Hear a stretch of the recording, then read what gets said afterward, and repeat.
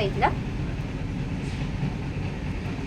इथून किती 32-34चं माप आहे. 5.5चा शोल्डर येतो आपला चार्टनुसार. परत एकदा इथून मोजून घ्यायचं, कमी जास्त झालं का तेवढंच आलं पाहिजे. 14.5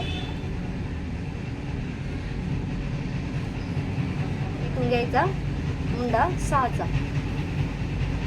इथं पण चेक करून घ्यायचं लाईनच्या आधीच.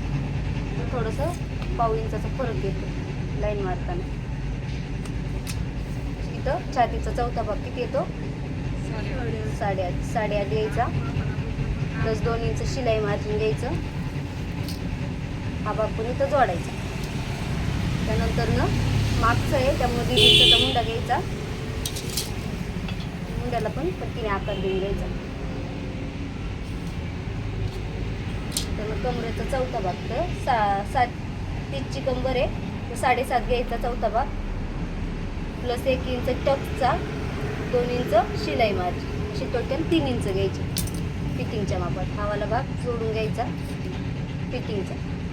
इथे टक्स येणार आपली. मागचा गाळा कितीचा आहे 9.5चा. आता शोल्डर उतरायला म्हणून एक 2.5 इंच घ्यायचं. इथं शोल्डर गाळा रुंदी उतरत असेल तर 2.25-2 इंच घ्यायचं. त्यानंतर 9.5चा तयार गाळा आहे त्यात अर्धा इंच घ्यायचा. 2.5 इंच.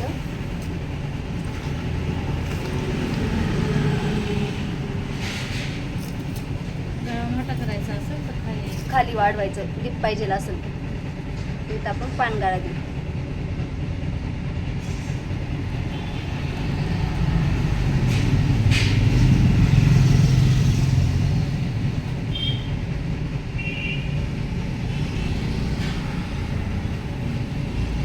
ते कट करून घेऊ मागचा बघा. जसं पेपरवर टाकतो तसं त्याच्यावर टाकायचं. मग